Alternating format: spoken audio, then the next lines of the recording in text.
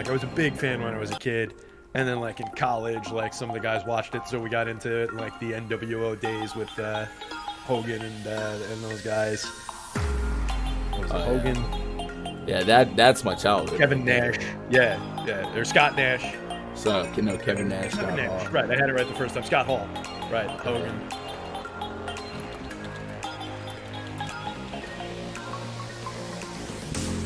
I love Kevin Nash. He has a podcast now I listen to a lot. Oh, does he? Every time I've seen him in like interviews and stuff, he seems like a thoughtful, compelling kind of guy. I've never really followed him. That'd be an interesting thought. Yeah, he's a businessman. He's in it for money. Makes sense. He's jumped into acting, like some things, hasn't he? Yeah, he was in Magic Mike. That's what I remember. Not that I've ever seen it. I read about it. I've seen them. They're on cable at night. I've watched them. I had girlfriends. And if you're what's the word? If you're secure in yourself, the movie will help you out, man. Girls. Yeah, exactly.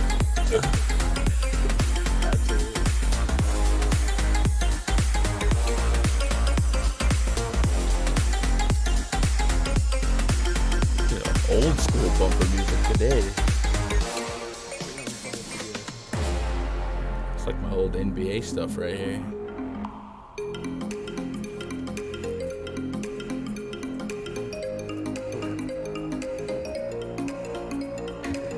Say that again? Huh? What were you saying? I was saying I got old school bumper music today. Oh yeah, that I heard. I thought you jumped in with something else after I jumped to your channel and cranked the music.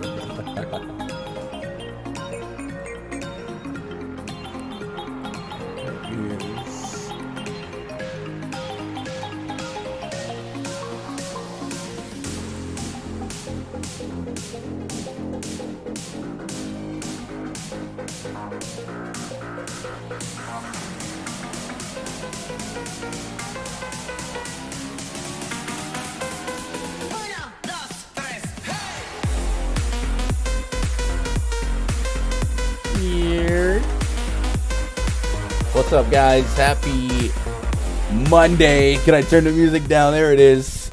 Fudge, I got so much stuff open right now. Happy Monday, June 26, 2023. Hopefully I can hang on to a voice. If not, hey, Terry does a lot of talking when it comes to baseball, so we out here.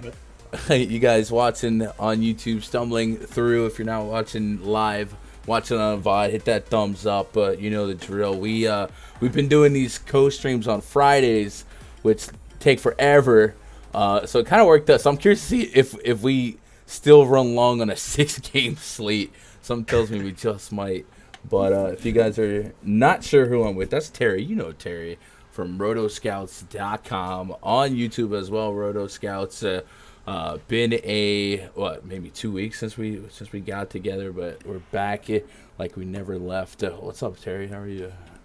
I'm good, bud. Doing good. It's been good catching up with you the last couple minutes behind the scenes, talking a little wrestling, talking a little Magic Mike. All kinds of stuff comes up when you're just chatting before these shows. Goes in interesting directions, but yeah, things have been good. Had a couple successful weeks, some up and downs, but hit a 6th place the other day, I think, on Fanduel. That keeps us keeps the lights on, and decent little production, and yeah, just having a blast doing these shows every day. Like you said, talk way too much about baseball. I tend to go like 90 minutes no matter whether there's 12 games on the slate or 6 games on the slate, just by myself. So I'm confident you and I could talk about this straight up until lock if the people wanted, but gotta find some time to build some lineups too. 2 hours basically is a window here. I'm sure we've done it 90, but yeah, it's been a grind, man, and your grind is like second to none right now when it comes to this content, because not only are you dropping these novels every day for free, by the way, you're doing the very elaborate breakdowns on every slate. And I thought I was a grinder, but I know that I'm not. I can't keep up with the pace that you're on. So insane that you're still going as strong. Because I back in my day, I tried to do articles for the Vipers, and then once there is like when you have a paid customers, which we have at Run DFS, then it's a little bit more obligation, and you have to do it. You're doing it for free. Like if you didn't stream, tomorrow or in an article, it's like, well, you get what you pay for. So the fact that you're grinding like this for free, man, it's crazy. Thank you, buddy. It's fun. Like I love doing it. I enjoy seeing people win. Like on the days where we get winners with some of my content, or like they give a little nod to it. I just love seeing that. Like it always picks up my day if I've had a shit day or bad results or whatever. So just love doing it. And yeah, it's a little over the top. Fanduel tried to break me on Sunday with that 12-10 start that they threw. That was so dumb. So like Sunday, I just went up with like bullet points for the article and then jumped on with like a 10:15 a.m. show or something like that and talk my way through it. But yeah, that wasn't a fun one. But yeah, we're grinding pretty much every day. We've got content up. We've got the home run picks, my power index. I put together a little stacks tool now that gives a total projection for the stack, a value rating for stacks, and the opposing pitcher's rating overall. So it gives a little snapshot of the slate as a whole too as we talk through it. Yeah, that's all really, really valuable stuff. I need to make a stack tool, and everybody keeps coming at me for like projections, and like I'm like, man, projections matter, but they don't. I'm just like, and creating that algo. So I gotta spit some stuff out, but yeah, that's it. Well, that's what I like about baseball specifically. Like basketball, when we get to that point, football's to at least a bigger degree. When we get to that point, like I got to figure out what I'm going to do as far as like what I offer to people as far as is going to be projections focused, rankings focused, et cetera, because it's difficult to say that like this wide receiver ranks 22nd and this one ranks 25th. Like what's going to be the difference between those two guys? Whereas on baseball, it's so directional that I can say like, all right, this guy's your top shortstop or this guy's your top starting pitcher, and it means something, right? It's a little bit more meaningful, and that's why I think like rankings and just doing things with like the colors and conditional formatting and stuff, you can do that a little bit more in baseball just because it just needs to be directional. This group of hitters good, this group of hitters not so good. Like it works that way a lot better than other sports. Yeah, and it's way easier to create a projection model for NBA, and even football for that matter. It's so just rate and opportunity focused in those. It's just guy has the ball in his hands, he does this, and it's very straightforward. Baseball is so variant and so all over the place, and especially this year. This year has been born on the strangest year in recent memory.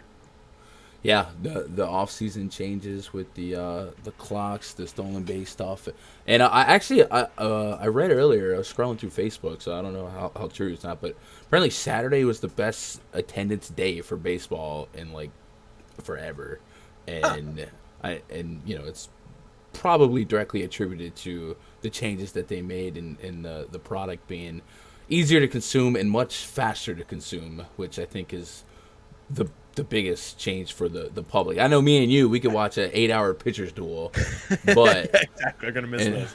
In the TikTok microwave generation, 6-hour Yankees Red Sox games, but yeah, I think like the appeal of the 2.5-hour game is obvious for the public. Like people are definitely coming out a little bit more for it, and then you've got like the Reds are sold out a bunch of ball games in a row because they've been so hot and they're so exciting with all these young players. So I think it's just a good blend of the right group of young players getting promoted. It's been the year of the prospect, really. There have been major prospects this year, both on the mound and on the field. Guys like Ellie obviously are superstars, and Ellie's the most expensive player on the Fanduel slate today. I don't know if you caught that. He's 100 more than Acuna today, which is just bananas. But like a lot of guys like that have landed this year, so it's just kind of floated the game as a whole too. So it's just been an exciting, fun year. And then we get the weird underperformances from guys that were established veterans, the weird over performances from the Rookers and Jake Bergers of the world. It's been a dramatic baseball year in weird ways, but it's been a lot of fun. Yeah, it also feels like there's not as much elite pitching as maybe it feels like the last couple of years, and yeah. I don't know if that's also just from byproducts of the sticky stuff breakdowns, but 2 years ago, 3 years ago, man, we had the elite Scherzers, the elite Coles, the even Musgrove had a stretch. Like there was a lot of guys when they pushed 12, 13K, I just put them in my lineup. Nowadays, man, there's been a lot more slates this season, I feel like, than last year, where I'm just like looking at pitching and like I'm not sure what to do. I've been way more thin at pitching this year than I've ever been on average per slate, and that's going to be a big talk today because pitching sure. is very concentrated, at least in field projected ownership, on one guy and a couple guys when you want to stretch a little bit more. So we're going to have fun talking that. But I do want to shout out all the homies in chat. Shout out to Gilbert, EB, I Shift Gears, Shannon, Larry in the chat. Oh, Aaron Hicks batting cleanup for Baltimore. Jesus. Fantastic. They fixed him. I don't know. I don't get it. we fixed him. Yeah.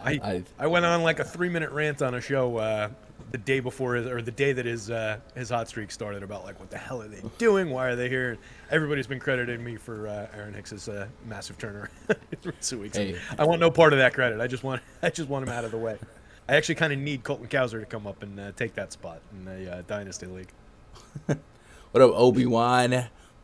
Shannon says Dylan sees 7.7K on DK. Why is his price going down? Yeah, he's too cheap on DK. Yeah, that should be a massive spot on DK, and I don't know that it's drawing all that much attention. I think he's probably like mid-teens ownership-wise with like Strider up at the top, but yeah, that's a big spot. I also like Detmers for pricing that game on both sides. Detmers is underpriced. Mamba in the chat says just missed walking into the biggest D today, fellas. Locked in on the Philly bats in Toronto in the wrong order. Feel confident that today is the day we will take down with Gunn and Terry. Yeah, we're gonna go through a lot here. What up, Sean? Sean V in chat. What up, Jake? What up, Jake Cole?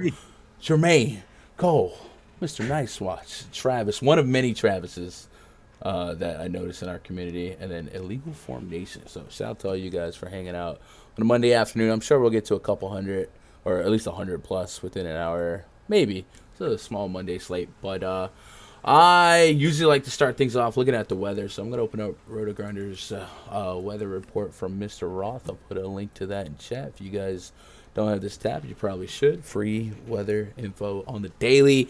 He lists Cincinnati and Baltimore as yellow, orange, scattered storms. I think there's a pretty good chance of some sort of delay. 50% delay, at least some chance they have to postpone, though I'm not currently expecting that to be the outcome. Remember, these are written in the morning, so hopefully we'll have a more developed idea. And then Milwaukee at the Mets, and you talked about the weather out there. He said a few storms pop up in the general area during the game, and those storms increase in coverage through the end of the game. On top of that, we've got a batch of storms moving in around 10 to 11 p.m. Essentially, if one of those early storms ends up over the ballpark, it could be a game over. If the early ones miss, they might get a full game in before the second batch arrives. That's fun in Minnesota, Atlanta. Hot, humid, winds out the left, 10 miles an hour. So, theoretically, there's a range of outcomes where the 6-game slate could turn into a 4-gamer or 4.5-er. So, we'll have to keep an eye on that. And that maybe will stifle some of our contrarian opportunities, but it is what it is. What up, Boss Fraud? What up, Fanatic? Mama says, I guess it might be the same question for today to get the SP2 right. Is it Detmers or is it Cease? The answer is Fanduel. No, I love when there's only like 3 good pitchers and I just lock in on Fanduel and go everything else. Yeah. It's so much easier on those days to just be like, all right, we can just play this straight down the line, take the top 3 guys off the board, not worry about rostering any of the crap. But today, especially with Detmers and Cease, though, I think you got plenty of opportunity on that DK slate. I don't think you need to dip into like the Williamsons, Irvins, Rays, Williamses, and Boyds of the world. But if I was going that route, maybe. Nah, he's playing Texas. I was going to say maybe Boyd, but he's my bottom-ranked starter, and he's playing against Texas for 6,200. Like, I think you just stay in the 7s and 8s if you're playing on DK for your SP2. You've also got Haney and Verlander in the 8s. So, plenty to work with.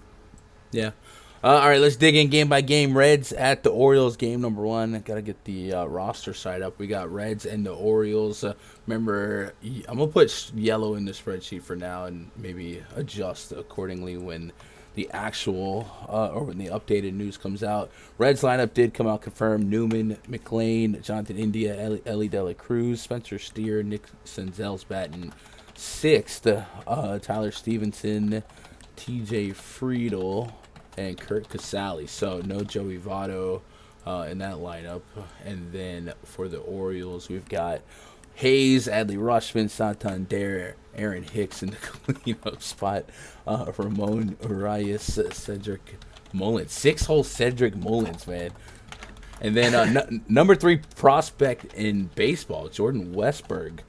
getting the phone call. He's up in the big leagues, and Jorge Mateo in the 9th spot. So we'll green light those lineups. Our pitching matchups: Brandon Williamson up against Cole Irvin. So on top of the weather concerns, neither pitcher look good. In 36 innings, Brandon Williamson is pitching to a 6.72 expected ERA, 1.39 on the WHIP, 17% K rate with a 13.6% barrel rate. None of that is what I want to roster. And then Cole Irvin inversely, am I reading this right? An 8.99 expected ERA? That's not good. 1.76 WHIP, 21% K rate, and a 14.5% barrel rate. So those are just really bad numbers. Jafar and Higabinu, thank you for the subs. Welcome to the channel. So I mean, there's nothing. I guess you're the contrarian guy when it comes to pitchers. Anything on these two pitchers today, or is this just all offense and keep an eye on the weather? I'm not this contrarian. Yeah, no need for either one of these guys on the mound for me. You were talking about two guys, 17% strikeout rate for Williamson. We've seen a little bit of an uptick in this very, very small sample, by the way, for Cole Irvin in terms of the strikeouts this year from 16 2 years ago, 17 last year to 21.6. I don't think it's going to last. He's also pitching to a 9% walk rate, a 4.80 xFIP to go with that 7.7 ERA and 8+ expected ERA. Tons of premium contact, tons of power on both sides. You've got a 5.03% home run rate this year for Brandon Williamson with 13.6% barrels, 47.5% hard hits. You've got a 4.50% home run rate with 42.1% hard hits and 14.5% barrels for Cole Irvin on the other side. Bats all day long on both sides. Not having Joey Votto kind of sucks in the Reds lineup, but I think you can go to that lineup like 1 through 6 at the worst. You plug in TJ Friedl from the bottom of the lineup. You can use him as a wraparound play. He's getting on base at a really nice clip, hitting for a good average, hits for a decent amount of power and a good amount of stolen bases, creates runs. So I like the Friedl play from the 8 spot as either a wraparound or as an end piece to like a mid lineup stack. And then that Orioles lineup, the way that it fell is just weird. I was moving pieces back and forth because like the projected lineups on different sites were a little bit different, with Westberg coming up with 3 shortstop eligible guys, plus Gunnar Henderson not in the lineup today, also another shortstop eligible guy. So there were a lot of weird moving parts, but yeah, Mullins dropping to 6th against the lefty. I guess they wanted to go righty-lefty with Hayes in the leadoff spot there. It's definitely a playable 1 through 7, plus Ryan McKenna and Jorge Mateo at the bottom. So I'll be going to both sides of this one. Probably a decent amount for offense. I think it's a good offensive opportunity.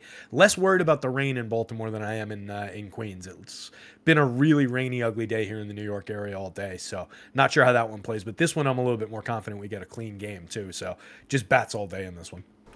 Yeah, I agree. Reds 4.8 run total. Orioles 5.4. By the way, I mentioned Westberg getting a call up today.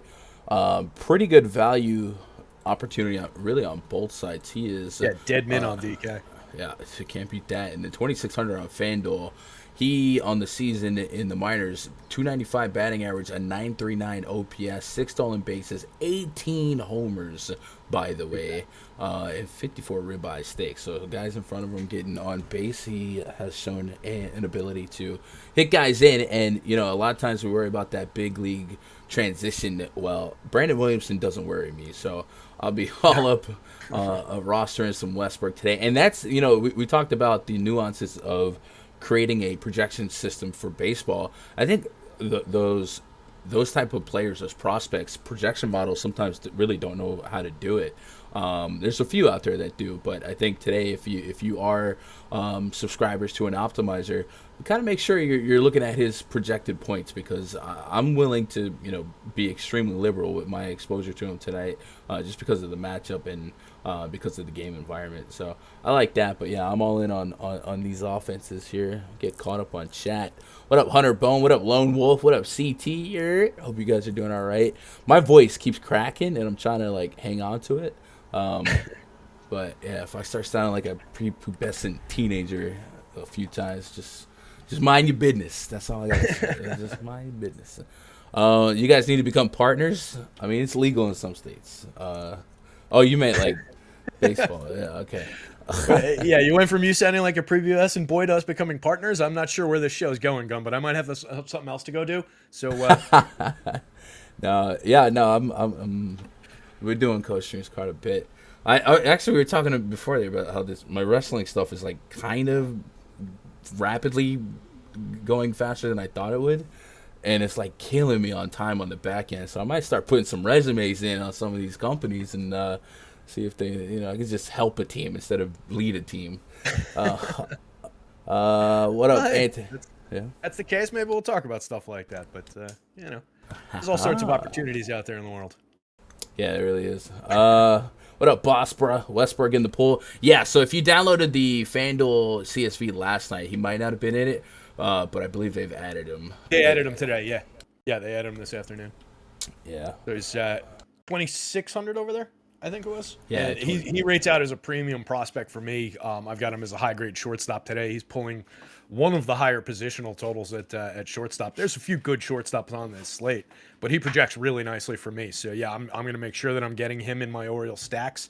And it's good because he's slotting in instead of Jorge Mateo. It's not like you're putting him in place of the player who we've been playing aggressively lately.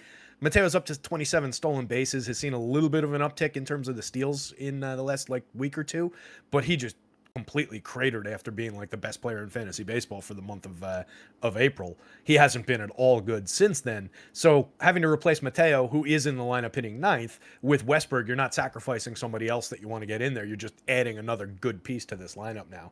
So really like that spot. And then Ramon Urias hitting fifth is somebody that I don't like to sleep on, especially when he's that high up in the batting order. 2,900, 2,500, 259, 332, 382 this year, 2% better in average creating runs, only 3 homers, 3 stolen bases. But is a guy who hits for sneaky power. 16 homers in 445 tries last year, typically from the 7, 8, 9 spots at no ownership. Might get a little bit more attention, but a multi-position guy in the heart of that order for cheap prices is kind of critical in building lineups tonight, particularly on DK, where these guys are not inexpensive. They're a little bit less expensive to the relative cap on the FanDuel slate. So the guys that you want from the Orioles are a little bit pricey on the DK slate. And then just on the red side of things, 5 guys in that lineup on the DK slate have multi-position, just adding to the insane value in that lineup. So I just love the top 6 in the Reds. Yeah. All right. Bomb question. So my two highest guys in terms of power bomb rated, Matt McLean, he's got over 4 in my model, and Santander 3.89 in my model. Those are 2 guys. So who's at the top for you from this game? Those are the top 2 guys in the entire game for me, and those are the top guys on each of their teams. So I'm in total agreement with you. Ellie obviously pulling us is mine works in 10 is your magic number. You want to be over 10 for a great shot. So those are the top guys there. And then Ellie slots in 7.70, so closing in on the magic number between an average chance to a good chance. But yeah, those same top 2 guys. Nice. All right, I'm gonna have fun doing it. I like comparing that. It's fun when they're together. Although my Ellie is low, but my Ellie is based off of big league stuff, and so far he's been unlucky against lefties. So I'm hoping he picks up that real quick, so my stuff doesn't look so dumb. That's always the worst when it's I know this guy's better than this, but the model's seeing it this way because there's no sample here. And it's just just trust me. We know that this is right. And it'll come around soon, but yeah, those days where I have to put something out that looks a little off, I hate those.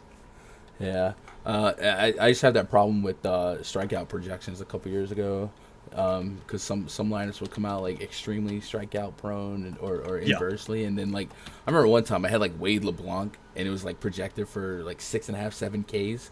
And his line was 3.5, and I was this is dumb. The thing is, he actually went out there and got 6 or 7 Ks anyway. But I was no. That always happens. Yeah, but I was no, I can't brag about a model that projects Wade LeBlanc to get 6.5 Ks.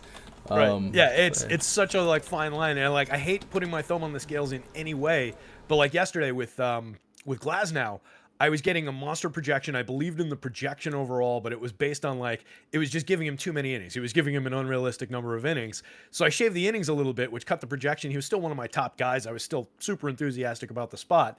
But then he went in there and hit almost exactly where my model was saying that he was going to go. And I was all right, that wasn't the correct mean projection, but it happened to have gotten it right. So it would have looked cool if I had shown it on the show and had it that high. But it's just it's such a fine line between showing some of this stuff and for my purposes, where do I need to weigh in to get it to the right value in my sorting process and all of that stuff. So actually didn't end up with as much Glasnow as I wanted, which was would have been better if I did. I think he was my highest DK, but I was scared to play him on FanDuel because of the the inning suspicions. Yeah, I also had a massive amount of Bailey Ober, who projected really well and almost got there. Still had like a 37-point Fanduel game, but just not gave up like 3 runs and wasn't quite where I needed him to be. Oof. All right, next game on the docket out there in Queens. So I'm going to put a yellow on that weather report. We got Brewers at the Mets. Colin Ray up against Justin Verlander. Verlander pitching to a 3.88 expected ERA on the season. A sub 10% swing and strike rate on the season. A 20.5% overall K rate on the season.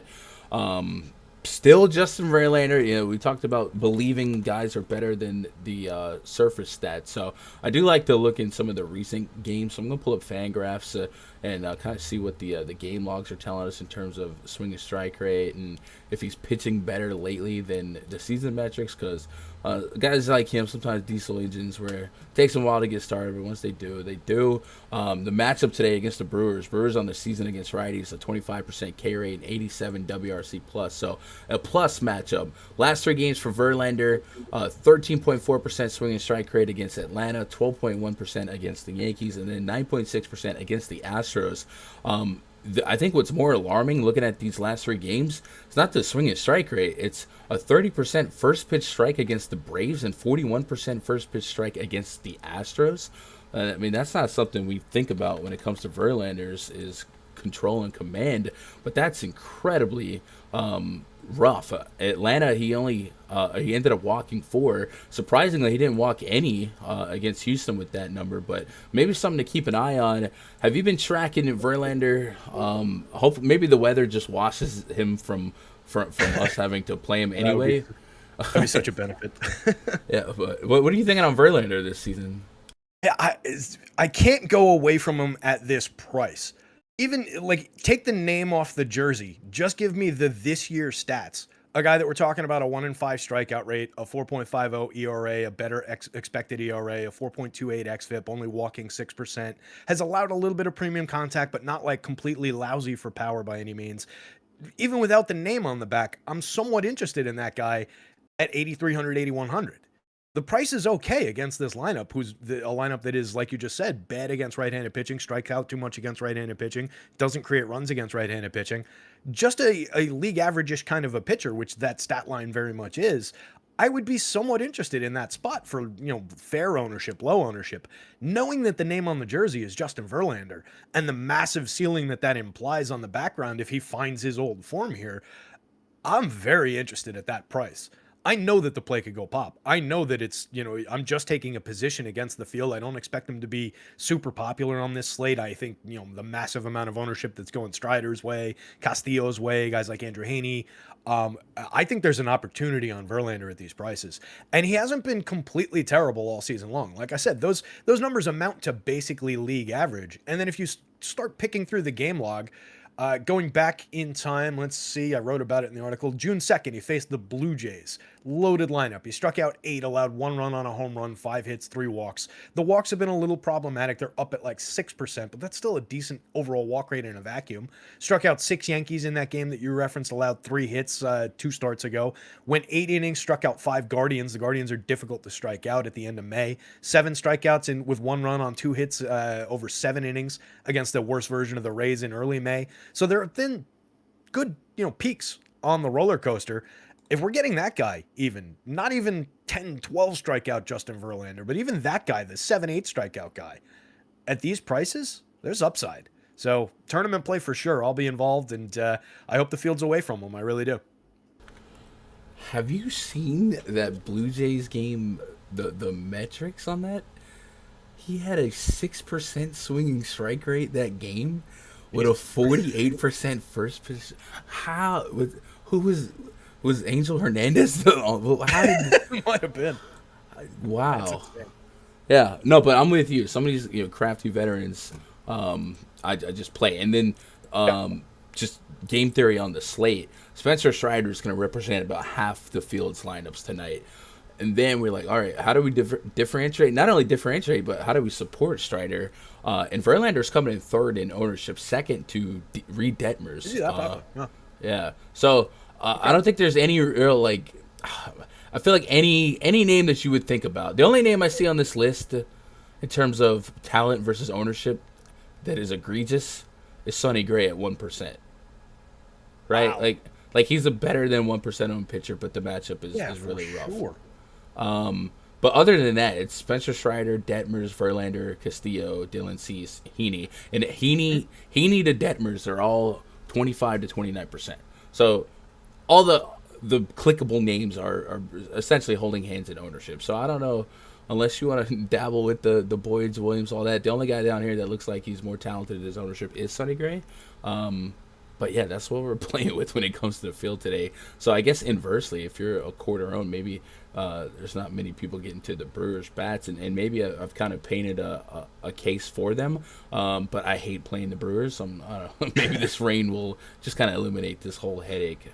But let's talk about the other side here. Mets against Colin Ray. Ray, 4.28 expected ERA, 1.28 WHIP.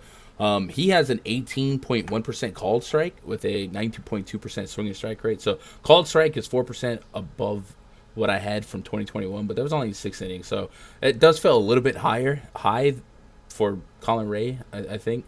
But I guess I don't really have a career arc to compare that to. So the Mets here, at least in my bomb rating, no one's really popping for me. The highest guy for me is like Lindor, Alonso. I'm looking at Ray's underlying metrics. I think what's killing me is this 53% ground ball rate to righties, 33% hard contact rate to righties. Against lefties, the fly ball rate elevates.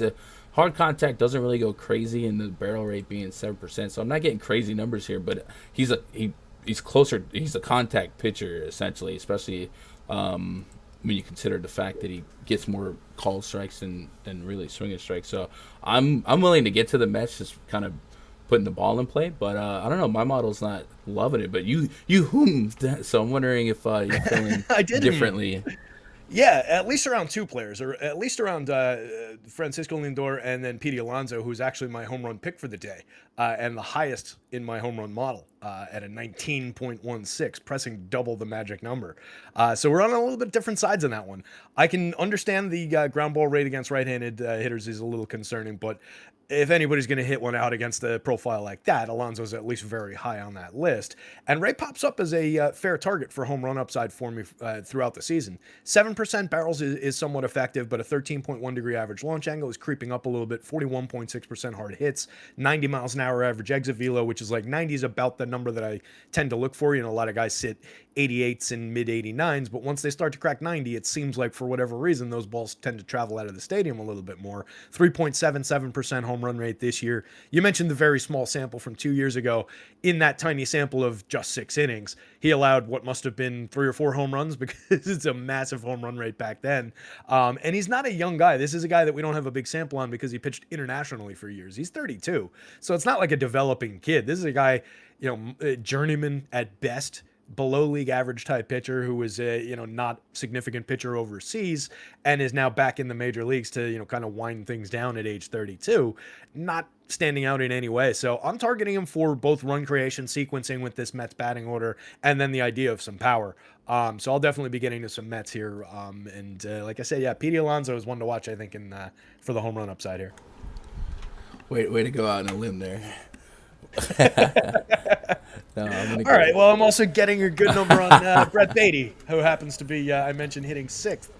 We had him at the bottom of the projected lineup earlier in the day, so I actually like moving him up to 6. He's got a 9.18, so he's pressing that 10 mark in my home run model for 3,000, 2,400 at third base. Like the hitter, needs to figure things out overall at the plate. Only a 107 ISO overall in 197 plate appearances, but good young hitter, highly regarded prospect. So there's a different look. Yeah. So I guess keep an eye on the weather. And you said you're more worried about this game than the Baltimore game, right? So definitely be mindful of that. It's 5 minutes after main slate locks, but the way this slate plays out, you're not gonna have a whole lot of panic button to press, even if they postpone it and release the players. And sometimes they're kind of finicky about that, so hopefully it's not too much of a nightmare.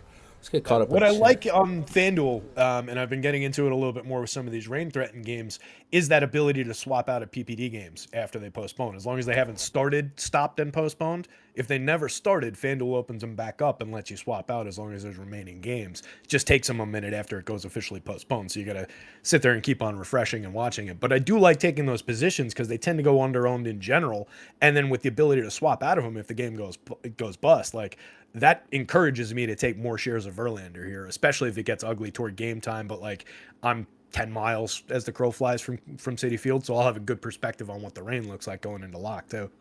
I like And these types of positions on FanDuel. but okay, chat. Terry, help me out here. The temp gauge just hit 100. They don't see what I'm doing here. But every time you talk, I mute and I turn this AC on that's sitting right next to my desk, and then when it's time to talk again, I turn it back off. That way, there's not like audio pollution. Is it that bad if you can hear it or if you guys are watching, or can you deal with it so I can get a little bit? Yeah, it's on right now.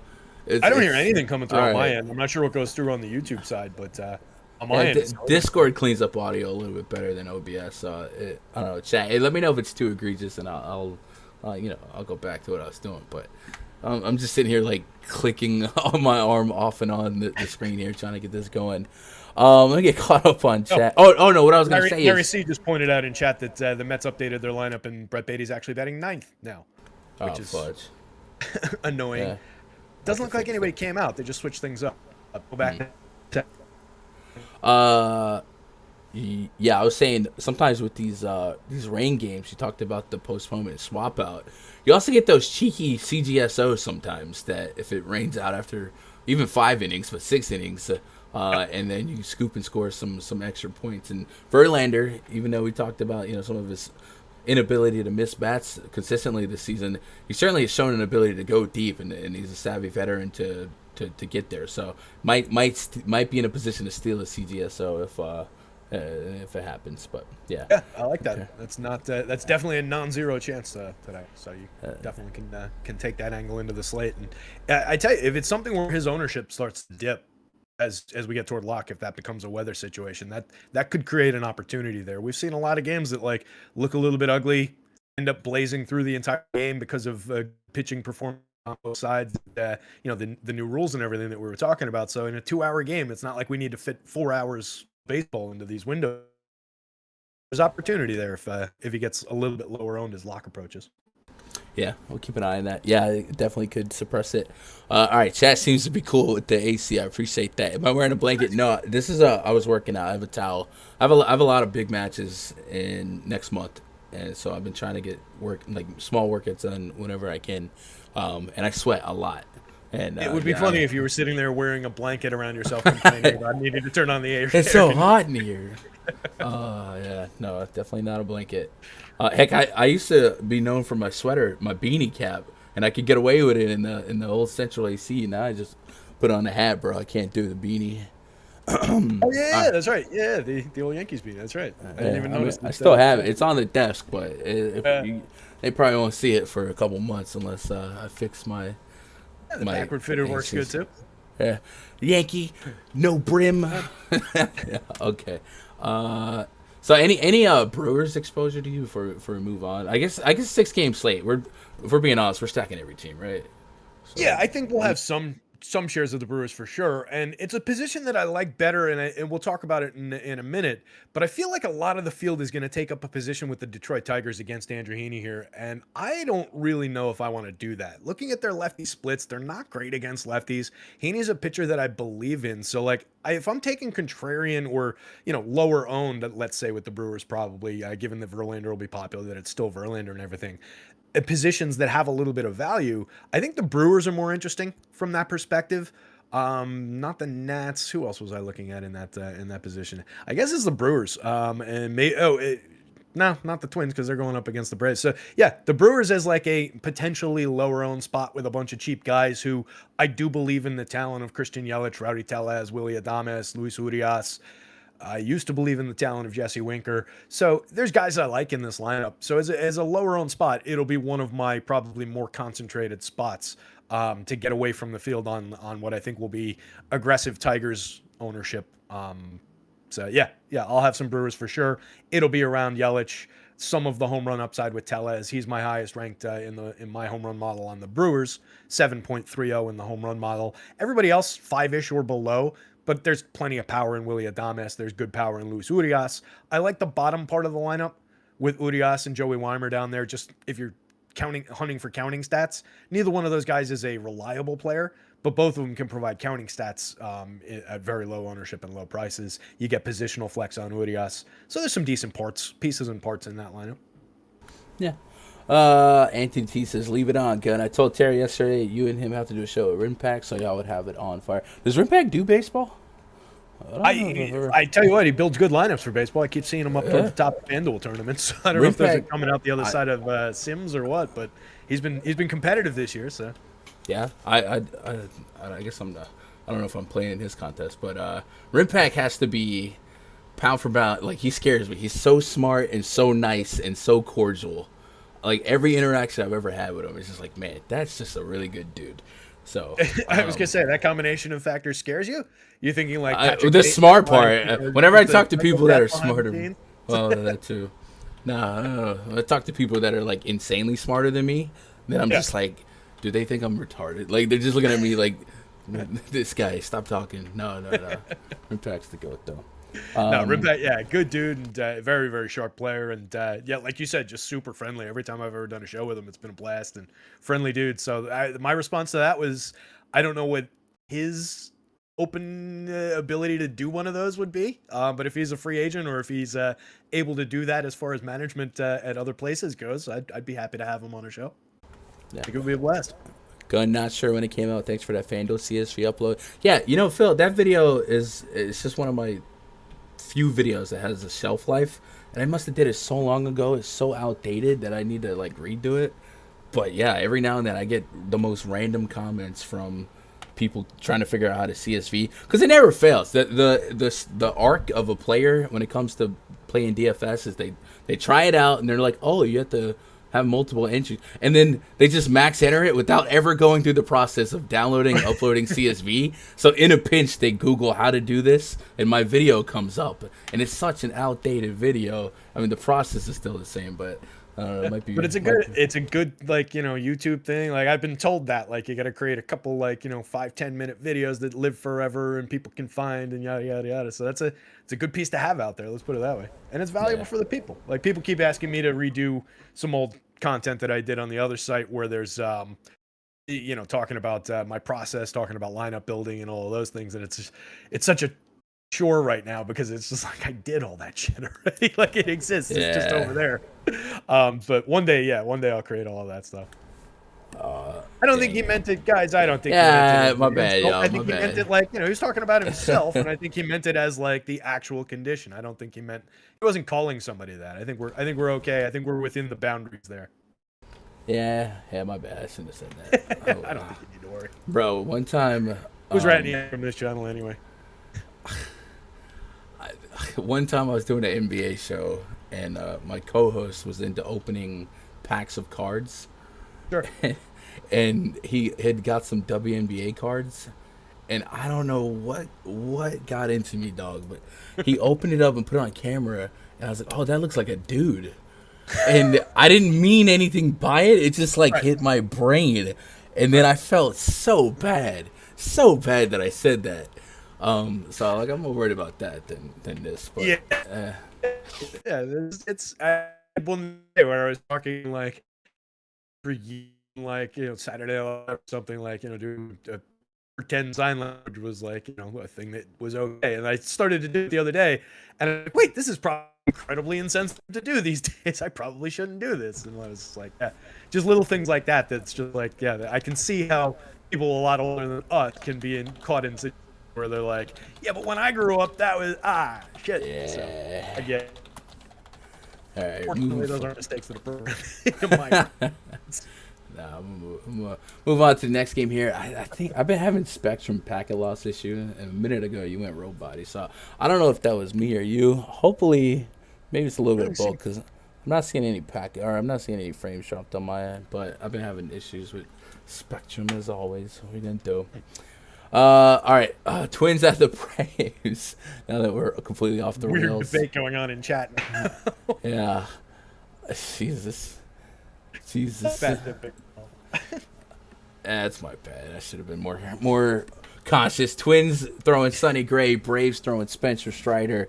Twins have a 3.5 run total. The Braves 5.2. I did actually greenlight the Braves lineup, but just as I peeked over, I got a Twins lineup. Looks like Julian's going to lead off. Alex Kirilloff in the 2 spot. Max Kepler batting 3rd. Carlos Correa batting 4th. So right away, noticeable absence by Byron Buxton, who probably going to be a strikeout anyway. Gallo's in the lineup. Farmer, and then Ryan Jeffers. So that's our Twins lineup. Certainly not the Buxton one. Yeah, Buxton took a bump over the weekend and missed. What did he miss? Saturday and Sunday, I think, or maybe just Sunday. But he was in my projected earlier, but I was kind of speculating that he wasn't going to be here. But I'm getting a 27.7% aggregate strikeout rate for that confirmed lineup now. Yeah, and I had Spencer Strider's on the mound. Yeah. We're going to see a strikeout record. We're going to see 21 strikeouts today. I have just Kepler and Farmer with under 20% K rate. So it's an incredible matchup for Strider today, who is coming in at incredible ownership. And I think this is a pretty, I don't want to say polarizing, but this is probably an important thought piece for today's slate is what the heck do we do with Spencer Strider? So going back to ownership projections, Strider was at 47%. If you're in any high stakes contest, I expect that to be 80 plus.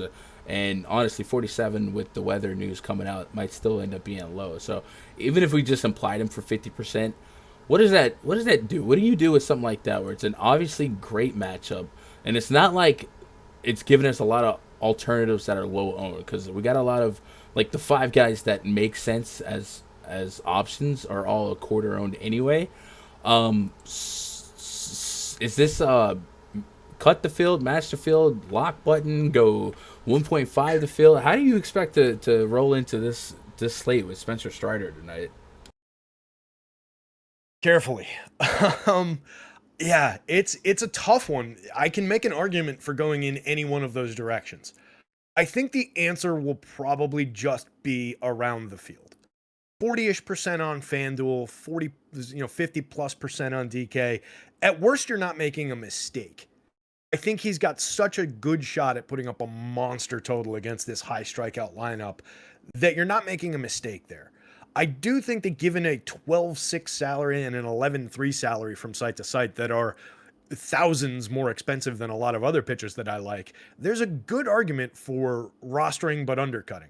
So if I had, say, 30% Spencer Strider, if I had 25% Spencer Strider in FanDuel terms, a little bit, 30 plus, 40 plus, whatever you want to call it as it translates across to the two starter site, I also think I'm not making a mistake, and I might be making a tournament-winning decision to book extra shares of Castillo, Heaney, Verlander, Gray, Detmers.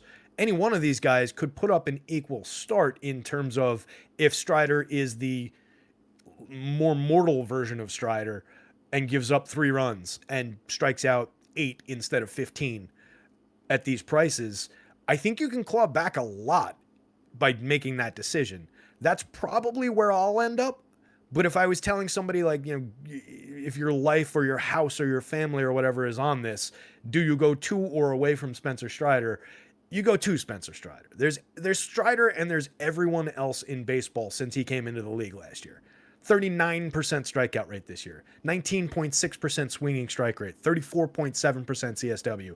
All of those marks lead the league by a number of percentage points in each category. So he is alone on a tier at the top of the league. If Jake DeGrom was healthy, they'd be on the iceberg together, but he's not. So you're not making a mistake in either direction. My DFS oriented advice over 150 lineups would probably be roster but go a little under the field, because there are a lot of good options at significant savings. Like if you can save $4,000 on Justin Verlander, it's not a mistake to do that. So it's an either way kind of an opportunity. My inclination is to go a little bit below the field on what I do think is the best pitcher of the day. It is pushing 90 degrees Minnesota. Hot and humid, wind blowing out to left, 10 miles an hour. So, 10.6% barrels, 38.5% hard hits, and a 3.44% home run rate given up by Strider this year. He's been more hittable. He's been more human. and a couple bumps in like 3-4 starts earlier this month. I will absolutely have some twin stacks, right? Like it's in this type of leverage, I got to. The highest on Twins bat right now, 6% on Julian. Kirilloff 4%, Max Kepler 3, Correa 3, Gallo 1. Everybody else virtually untouched. So, how does this person fail? Well, I don't know how, but if they fail, I definitely will have some of that. And do you do any? Sometimes I'll get funky. So like I do it in basketball sometimes, but especially in baseball when I can't find myself being anti-chalk, where I just got like right now, I feel like I'm gonna get stuck with like 65% Strider in 150 on Fanduel, maybe 60%. Actually, Fanduel's probably I'll look at Fanduel ownership. It's probably not quite the 50% that DK is, but sometimes what I'll that high, I think it's pushing like high 40 or low 40s. Yeah. So usually what I'll do is if I'm gonna be that aggressive on a guy in multi-entry, I just throw a twin stack and single entry for the YOLO. So you ever do any crazy backward stuff like that for the one? I don't know. Yeah, I tend to play like more for NFL. I tend to jump into a lot of like random ass single entries. There's just a lot of them out there to jump into with good prize pools and stuff. A lot of the baseball single entries, especially on FanDuel, are like super low end, and I don't tend to do that quite as often. But I definitely take that approach when I'm doing stuff like that. I'm just like, all right, I'm playing so much of it over here. Let me grab a few shares in this one, and then like it might look weird when I'm in that tournament at the top of the board. Like, why the hell did he do that? But it worked out, based on leveraging my own position in another contest. So yeah, you can do that. You can roster different things across different sites because they're differently owned and differently priced. So there's ways to leverage your own positions across the industry and across different contests. Check this out, PrizePicks.com. By the way, if you're not on PrizePicks, sign up, code GunDagger, match your first deposit, $100. Boom. Spencer Strider strikeout prop today, 9.5. 9.5. Whew, that's a spicy meat the ball. A 45.5 pitcher fantasy score projection, which is linear to the FanDuel scoring. 4 hits as his total, and 1.5 walks allowed, and a pitches thrown line of 98.5. So some interesting lines over there. But 9.5 pitcher strikeouts. I don't know that I can recall seeing something like that. Maybe the Garrett Cole season with the Astros, maybe DeGrom. But 9.5 that's a big boy number. That's lofty. Yeah. Oof. My model works. I don't typically talk too much about my strikeout projections, but I used to on at the old site and when it would come up. So just looking at it, my number gives an implied total that's just based on like him matchup, and then it has a projection that includes a couple other factors. So I've got him implied for 9.2, but projected at 8.1. So a little bit of a difference in my projected versus what the implied is, but the implied is pushing that number. It's below the 9.5, but it's pushing it. He's got a monster opportunity. Yeah. By the way, the game's in Atlanta. I don't know why I said Minnesota, but 90 degrees. All that weather stuff was for Atlanta. Braining. I didn't even catch that you had done that. I get caught up on chat here. Mama says my model takes him out of the pool because of his price tag, but I think he could get 12. Wait, you have a model that doesn't play pitchers if they're too expensive? That's interesting. Anthony Imbrogno says, I think they need to move the pace clock to 20 seconds. Universal. Never seen pitching injuries like this before. I think it's hurting the quality of the game overall. The healthy staff wins in October. The clock certainly could be something to look at, but I also just think pitchers are throwing 100 plus and fastball sliders. Like they're pushing their arms to limits that we also haven't seen ever in baseball. So I think it doesn't hurt. It doesn't help. They're doing things to their arm that the human arm was not designed to do. So I mean, eventually all these guys have a break point. It's just where they hit it and how long they have. It's like we're all gonna die one day. It's just a matter of when it happens. All of these guys' arms would explode if they continued to do this over the course of their entire lives. It's just a matter of when it hits. It's a time bomb. You're just not supposed to have that much torque on the human arm. It's inevitable that'll happen. And some of these kids, like I'm so curious to see what happens with the Skeens kid from LSU. Like he's just outrageously good, and he throws 101 so effortlessly that it's just going to be incredible to watch. But like that's a kid that like, you watch it and you hope it never happens, but it's just like how can that arm hold up over time? And there's a lot of these type of guys. So like I was a little concerned about Strider and his elbow a couple weeks ago when he had those couple clunker starts in a row. I was starting to say, oh boy, maybe we're starting to see the edge here. I was thinking the same thing with Evaldi when he came out of the game early after pitching all those innings and throwing so much velo the other days, and then his velo dipped. So like, yeah, it's just a time bomb with all of these guys, and we've seen pitcher injuries for years. I don't think it's more exaggerated by the clock, but I think maybe giving them a little bit more time on the mound, I think that's having an impact in the numbers for a lot of these guys, like the veteran struggles that we're seeing. I think that's probably a big factor for those guys. Yeah, I obviously can't help it, but yeah, there's been some. The pitch clock is not perfect, but I think for its intended impact to the game, I think it's doing what they wanted it to do. So, Yeah, for sure. let's get a plug out the way. If you guys are hanging out, oh my God, there's my voice. Hanging out, appreciate you guys on a Monday, pushing 100. Welcome to man. Junior Prom, everybody. You know what's funny is for my alternate universe where I gotta yell and beat people up for money, I'm supposed to record some stuff today. I don't know if I'm ready for it. I need to get some tea and honey, and yeah. Maybe you just do like the silent move, like you fold your arms and just stare like menacingly into the camera. Yeah, I need a mouthpiece for silent. that. Anyway, the usuals to the channel. If you guys haven't already, you should check out Roto Scouts. Completely free content. Right now, there's a ridiculously long article. It's up there every day.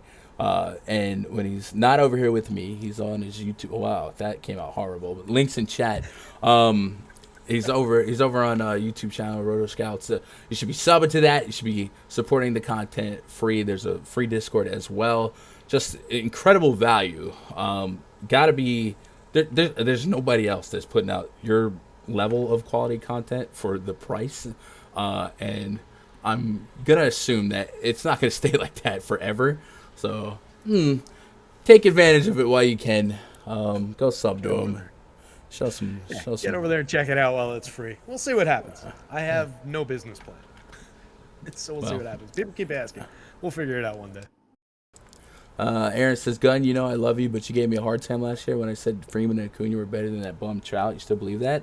No, because it wasn't true last year. And I mean, it better. No, you never said that. You just came in and said Trout is washed. I remember that. And then Trout went on like a week-long tear. Obviously, like right now, no one's if you're building a team right now, I'm taking Acuna one because of age. Then I'm still taking Trout and then Freeman. But they're all like incredibly great players. So I don't really like to get into like elite player debates because yeah. But somebody hit me up the other day. It was like, "What's up with your boy Trout?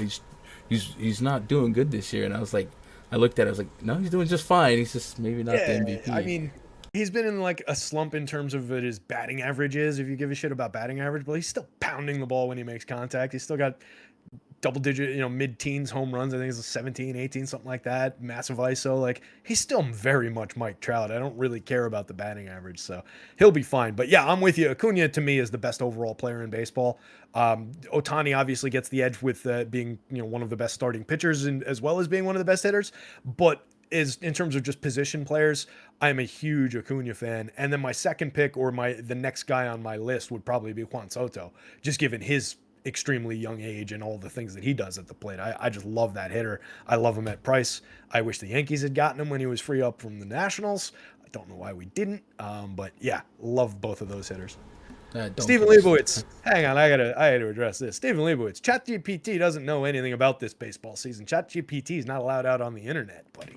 Or at least the last time I checked on it was. I type every single goddamn word in that article every day. It's way too much. It's way over the top. I've typed, I think, multiple millions of words about this baseball season since opening day. It's just completely bonkers. But no ChatGPT involved, no AI involved on that site whatsoever. To my own detriment. I was hoping I could actually figure out how to make that work. I don't know how you do it, man. I mean, is there, just thinking in terms of the world, is there any other article out there that's that good, that long, with the shelf life of 2-3 hours. Like, 3 hours. I mean, wow, that's just.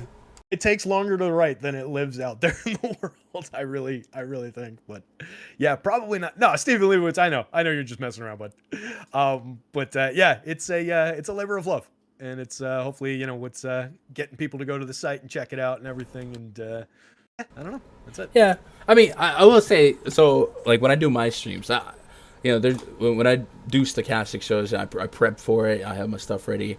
When I do these streams, it's a little bit more laid back. I'm literally open researching, and like sometimes if I can't do a stream, it's hard to play a slate because that's part of my process is just to research it out loud and do it. It's, I guess, writing articles. I mean, you'll know each angle of the slate, so if anything, it helps you as a player.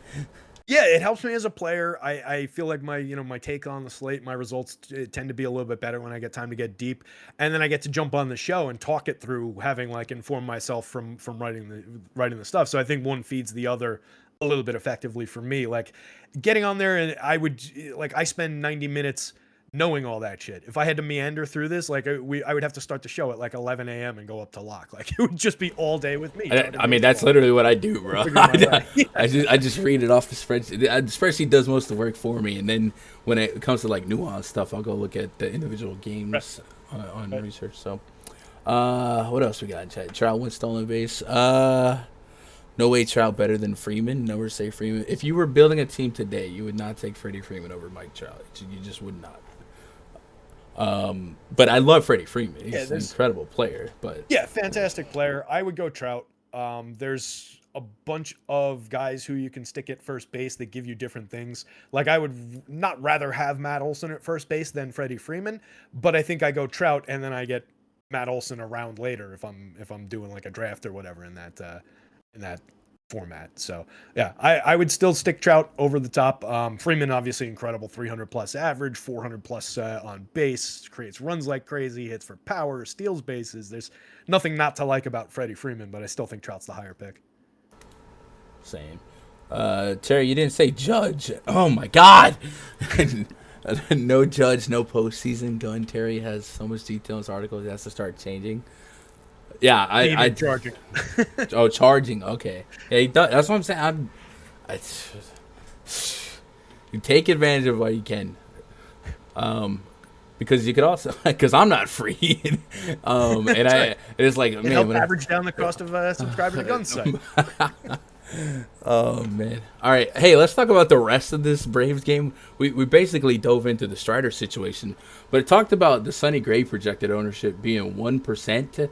Which just in contrast to the rest of the playable pitchers in terms of just having enough talent on a one-game sample size to put up a usable score, 1% feels pretty doggone egregious in terms of total ownership. And his game log is ugly as they come, and it certainly it feels like forever ago that when he started the season he was an NL Cy Young candidate.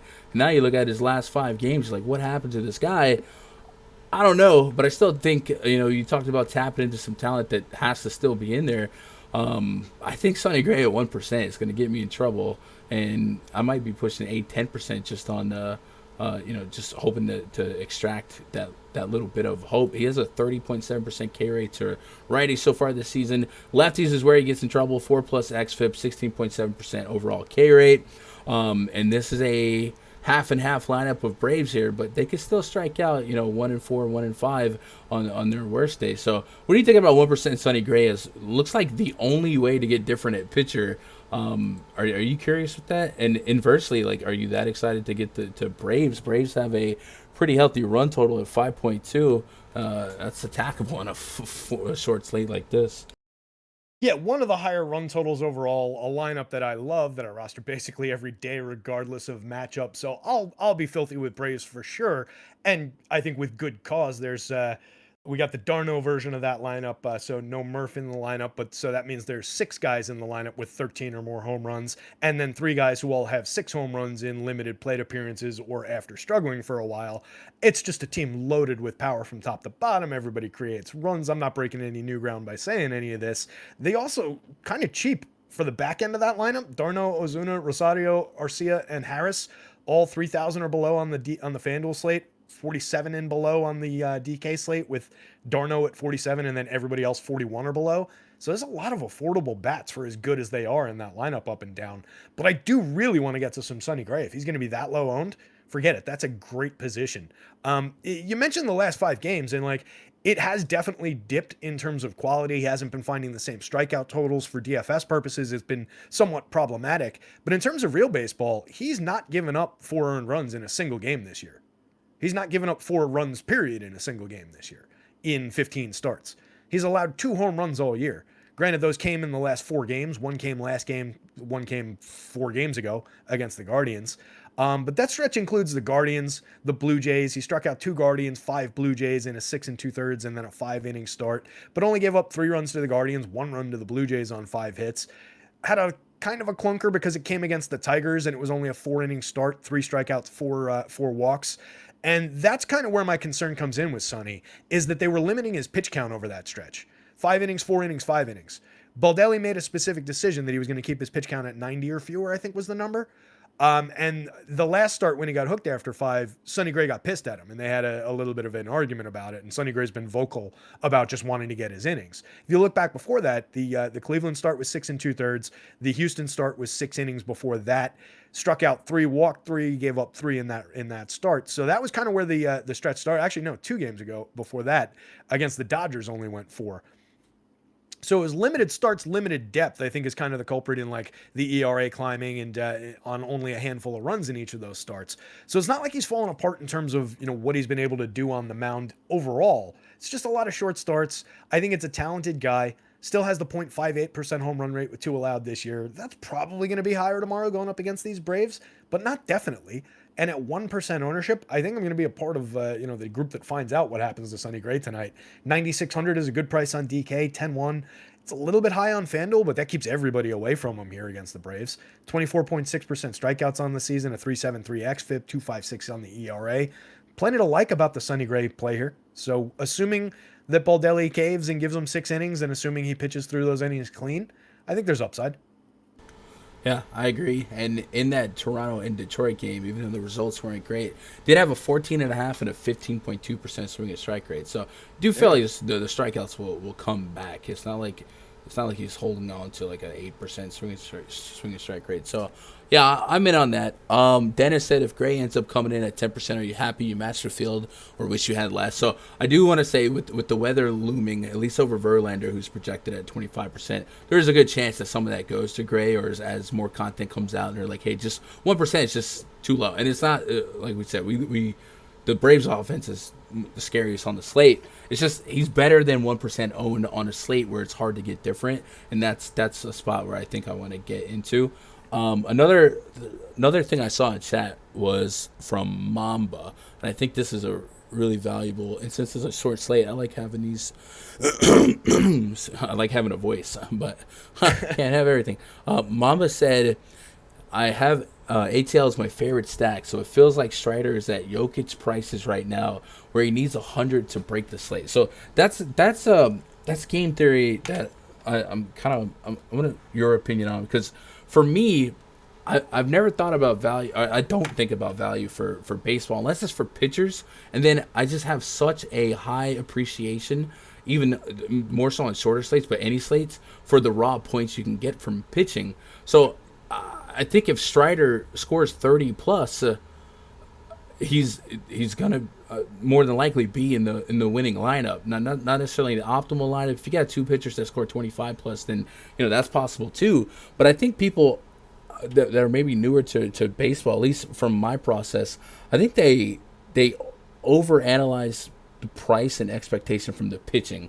Hitters are something else, but you can always pair a pitcher with a 2K double dong. Like, it just happens when it shuffles at the end of the night.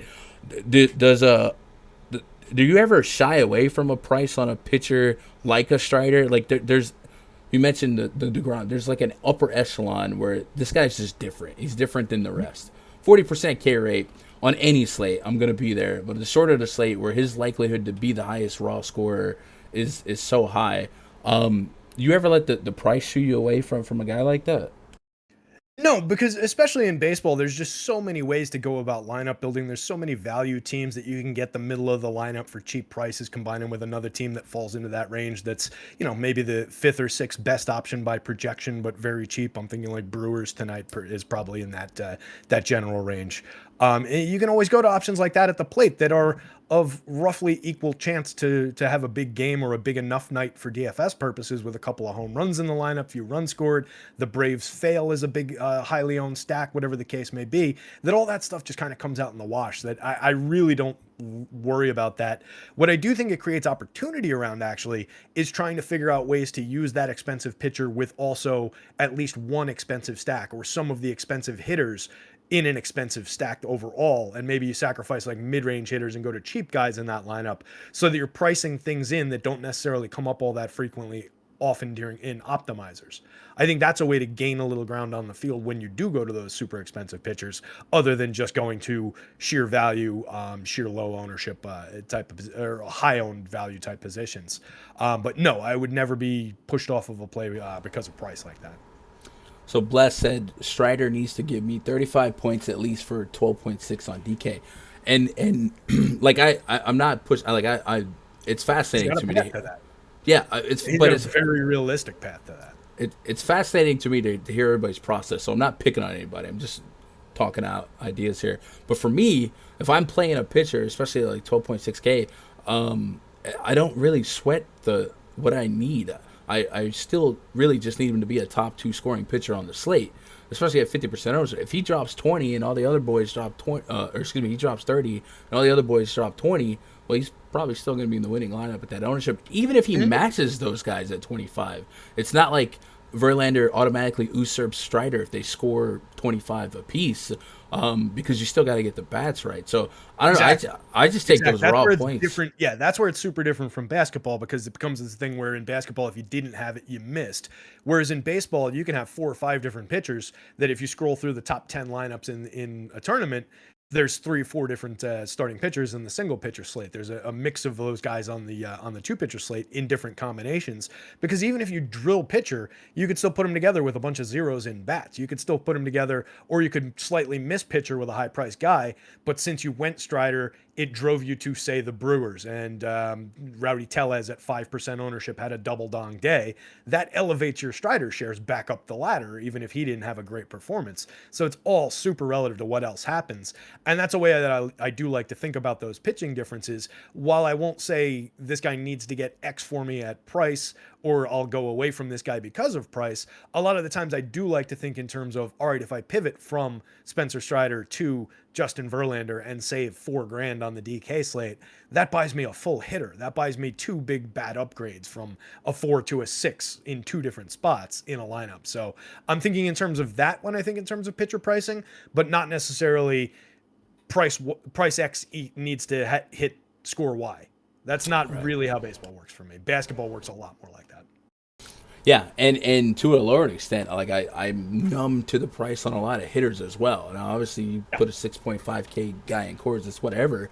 But if the 6K guy hits a homer, like, what is value? If a guy hits a homer, when the slate locks, man, everybody's $0. You just want points in baseball. So I don't know. I just some of you guys that are newer to baseball, I'm curious to see if you guys. Or older to baseball, how you guys adjust to that. So I like having discussions. It's just like baseball, the way that opportunities work in baseball too. Like you get the bottom guy in the lineup might get 1 fewer plate appearance than the top guy in the lineup, but he's going to have an equivalent, 3-4 chances in that game. Where the back end guy who's getting 6 minutes or 10 minutes in a basketball game and has a 12% usage rate, he's going to just get his numbers. He's not going to have a ceiling to hit 2 home runs and put up a bendy score at no ownership for you. He's just going to go out and suck and give you the 10 fantasy points that he's projected for. That's just how it's just a difference in how the 2 sports work. So it's important to realize those differences when somebody's hopping in and new to one sport or the other. Yeah, 100%. What up, Nate D? Shout out to everybody hanging out in chat right now. 100 plus of you guys hanging out with me on a Monday. Appreciate you guys. All I'm asking is hit that thumbs up, man. You're getting some crazy content for free 99. 36 likes. That's almost disrespectful if I'm being honest. Like, I mean, come on. And hey, if you guys want access to the spreadsheet you've been watching on the stream, that features the index portal, an expeditious way to look at the slate, focus on splits, and then an incredibly convenient focus on the pitcher splits, the stats that I feel like are most pertinent to me, the bomb detector, my player pool, the pitch report, which got some love over the weekend. We had a subscriber hit a couple binks in the last week, and he said that Nice. he credits the pitch report, which maybe I undervalue, but it basically breaks down the usage for pitch types and how hitters have done against it. I always disclaimer the results aren't predictive, so it is results based, but it is based on a league average. So it is some cool tools to add to your repertoire. If you guys want access to that, it's behind the paywall at rundfs.com. Click VIP memberships. There's a couple of options you guys can consider: week pass, 2-week pass, month pass. But I don't think there's a better value that we've ever offered at Run DFS than the end of year pass, because this is specifically to thank the 100 of you dog days of summer grinders, where you're going to get the rest of the calendar year, not just baseball season, but you'll get most of the NFL season, of the start of basketball, and then the rest of baseball, and then you also get $100 credit towards Fantasy Cruncher, so you can kind of rebate that down to $150. So take advantage of that, and then on top of the spreadsheet, you get access to the rundfs.com VIP Discord. Which, let me close some DMs so I can screen share the Discord. There we go. You can jump in there a couple times a week. I'm in the pre-lock voice chat for baseball, depending on who all is around. And then for basketball and football, I'm there. For basketball, it's 2 hours pre-lock after the streams. For football, it's before and the night before the candlelight. So, candle burns, we call them. So, go take advantage of that. That's the plug. And while we were plugging, you guys got the 40 likes. You could still do better, but we'll see. 60 likes would be special. Yeah, they're just like Jorge. They're like Luis Arias right now. We need their average to come up to like Arias plus Jorge Soler. So let's get some more thumbs up down there, gang. Only a 410 so far. Jake says about to go bring in the burners. Dude, I have burners too. I accidentally went to Terry's stream today on that other one. Grind is real in baseball. Yeah, baseball is crazy. Find MLB most similar to hockey. I've heard that inversely when hockey's people are like, "Yo, Gun, you'll love hockey because it's just like baseball with the stacking and whatnot." The only thing that prevents me from grinding hockey is the lock time is so close to basketball that I don't trust myself to double dip. But I have. I think during the All-Star break, was it last year? I just followed the stochastic guys and their tools and profited a few slates, but I had no idea what I was doing. So I played two NHL slates last year. I played opening day and I played one slate over the NBA All-Star break. I won the NHL slate that day and just said thank you very much, stochastic projections, and walked away with I think 10K. Nice. Yeah, it was a good day. I know hockey. I love hockey. I'm a big Rangers fan. But yeah, it's just the same thing. Like I just don't have the bandwidth to be able to do it. I've been trying somewhere around here. I've got a model for it. I've got a sorting tool, all sorts of good stuff for it. I did a couple shows back in the day for stochastic for it, mispronouncing a bunch of French Canadian names and screwing a bunch of stuff up. But I love NHL. It's a blast. I wish I had more time for it. Yeah, I've actually done a NHL show before. I used to do NASCAR shows.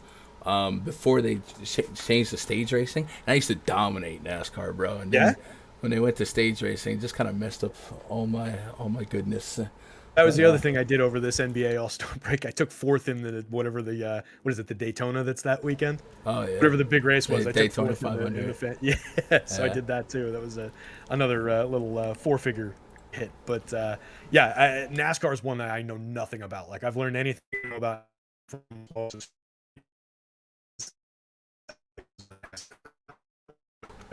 but no, absolutely nothing about this.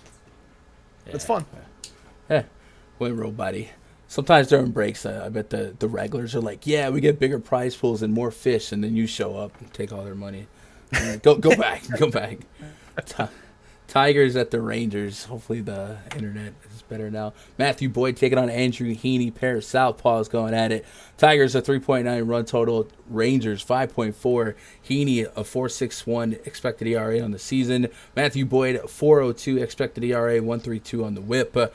Mentioned getting creative at pitcher today. And Heaney was one of those guys that maybe people could have latched onto, but he's also pulling 25% ownership right there with Verlander, Luis Castillo, Reed Detmers, guys like that. So maybe the hope to get contrarian with Heaney is not going to be what we thought it could be. He is AK on DraftKings, so an SP2, you get me over 16 fantasy points. He is facing a Tigers team that on the season has a 94 WRC plus against lefties. But you look at this lineup, and you're not really scared of much. There's a couple of guys that creep over 170 in the ISO against lefties since the beginning of last year, being Zach Short, Andy Took a Pill, and Ibanez, Javi Baez, and then Eric Haas has kind of fallen off of what he used to always be popping in my model against lefties. So where do you think you're going to land knowing now that Heaney is going to be pretty trendy? Because I think we both had the same suspicion coming into the slate. It's like, I think the Tigers might be a little contrarian value. There's a couple of guys on the Tigers team pushing 10%. Ibanez and Short. I think that's a price play, 2,400 on Short, 25 on Ibanez. But other than that, it gets to 8 and 6%. So it's not as trendy value as I thought it could be. I expect the roof to be closed in Texas. It's 100 degrees. It's been storming, which helps the pitchers here. Any leans on how you think you're going to play this, and is there any chance you're getting to Matt Boyd against the Rangers?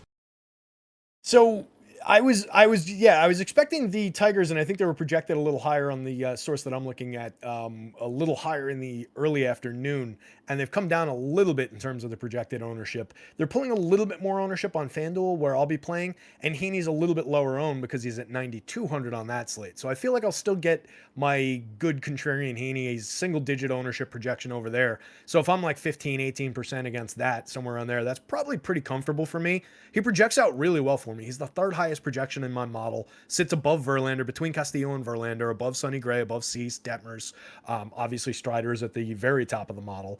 So for price and for a fair lack of popularity, I think I can take that shot. Tigers, like you said, have not been good against left-handed pitching overall. Couple decent ISO spots if you go back to last year, but nobody really stands out if you just look at this year's small samples. And there's no names that I'm worried about in this lineup. Like, in theory, Spencer Torkelson should be a better hitter with his 47.9% hard hit rate, but he's not.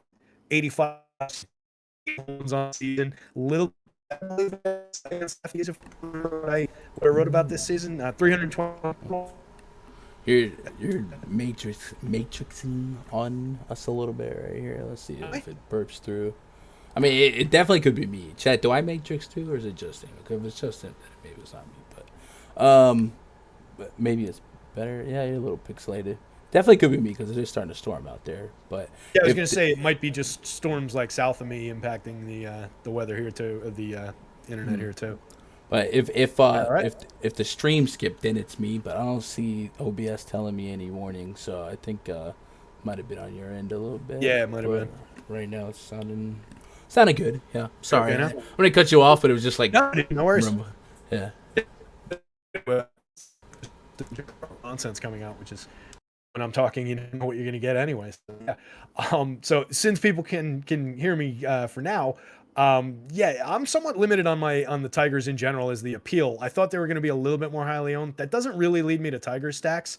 And it still keeps me on the Heaney spot. So I'll have a fair amount of Heaney, just small slate shares of Tigers really going there because Heaney's pitching, because he gives up home runs from time to time, because they'll have a heavily right-handed lineup. Like, nobody like Vierling hasn't gotten his numbers despite being right-handed. All his numbers came against right-handed pitching this year. He's got a decent stick, had 7 home runs, but like everything came against righties. He's been bad against lefties this year. Miguel Cabrera died 3 years ago. Jonathan Scope, Jake Marisnik, like this is the projected version of the lineup, but it's a lot of really weak names. So I hope that the field gets carried away with it like I thought they would earlier in the day. People tend to like to target Heaney's home run problems. They forget that he's a dominant strikeout pitcher when he wants to be. So I'll have more Heaney for sure than Tigers. And then, yeah, Boyd against the Rangers. That's a difficult proposition. 5.37 on the ERA. The strikeouts are okay, 23.7. He's wrangled the home run problems that he's shown in some years. 3.33% is fine this year. 35.1% on the hard hits is arguably pretty good. He's fairly priced, but it's the Rangers. It's just too good a lineup. They've got too many guys who obliterate left-handed pitching. It's just not a good spot. So enthusiastic about the expensive Rangers going up against Boyd. Not going to have any shares of Boyd. Yeah, and I just clicked over on Rangers and FC ownership. There's Josh Young's getting 14%, Duran at 11%. Everybody else is under 10%, and I'm very happy with that. Yeah, that's a good spot. Yeah, so I'm definitely going to be attacking some Ranger stacks tonight. And again, when the weather starts shuffling, we'll see where that plays out. Actually, I'm going to look at the grand scheme of this entire slate, see who's... looks like the Orioles, Mariners picking up a lot of steam here. So we can get to Ranger stacks at decent ownership. I'd be happy to do so. A lot of Duran's production has come against lefties, by the way. 250 ISO and creating runs 58% better than average against lefties. It's been a really, really good breakout season for him overall, but it makes sense that he's popular there. And then just, those high price guys. I guess a lot of that is probably because you get Semien and Seager as well as Adolis Garcia. 57 for Garcia, 61, 62 for Seager and Semien. So it's probably difficult to build out those Strider plus Rangers lineups.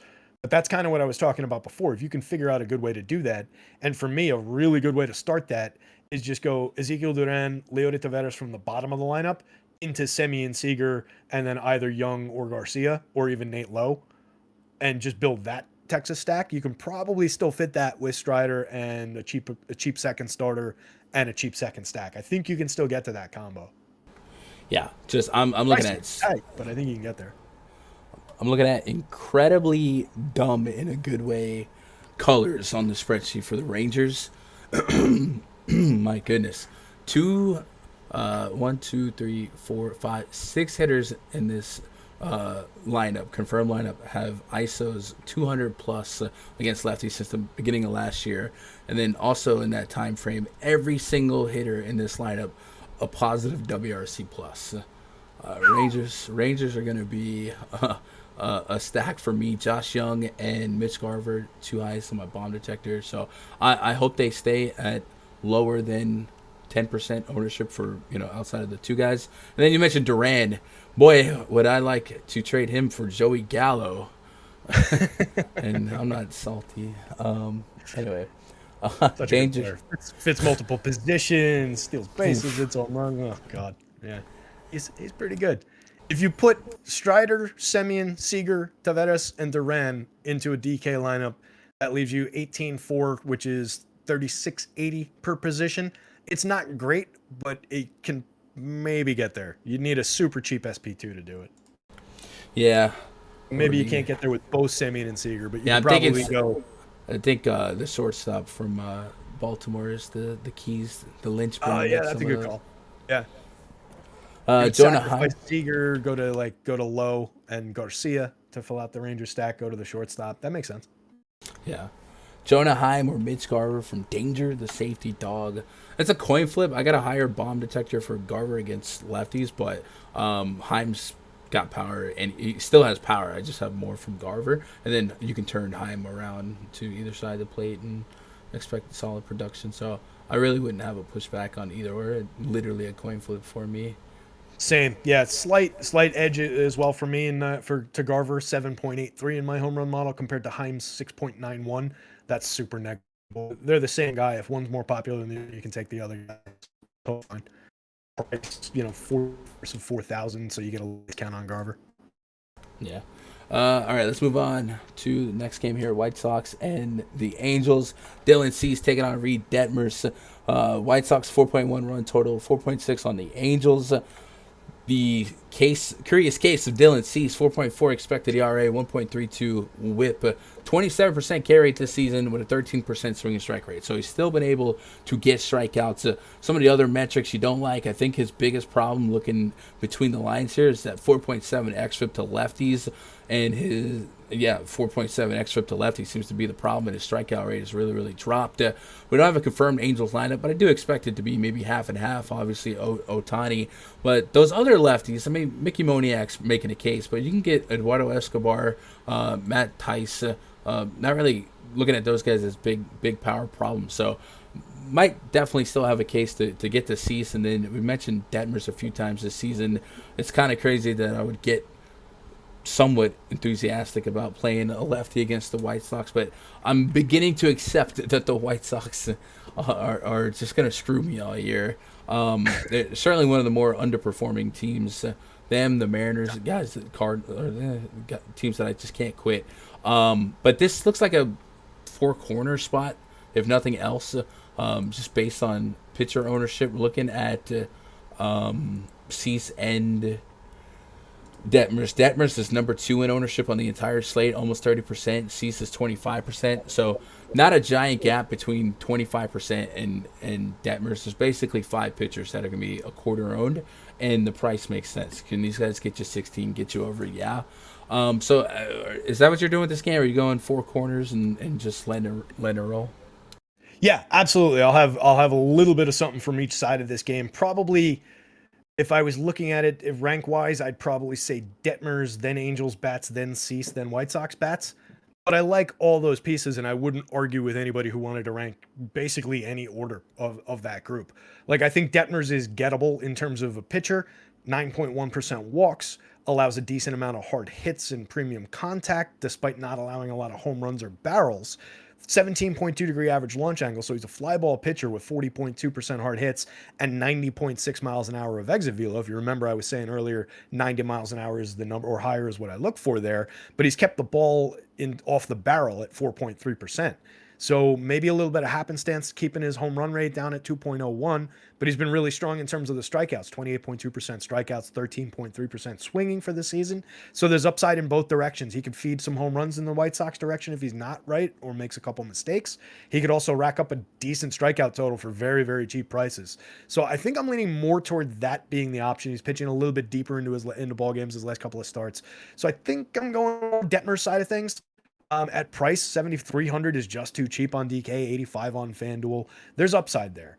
Same thing with Dylan Cease. 96 is probably about right for who he's been this season on the Fanduel slate, but 7,700 for Dylan Cease is way too cheap against this Angels team. There's plenty of strikeouts here for him. There's obviously some danger in Ohtani and Trout. Escobar.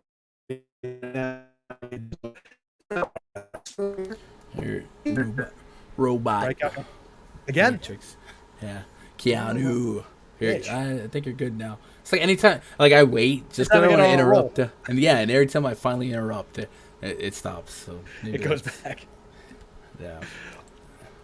Yeah, I went through most of it there. I don't know what people caught, but to summarize, enthusiasm about the Detmers play, enthusiasm about Cease. I'll have him at 96 on FanDuel. I think he's a bargain at 77 on DK.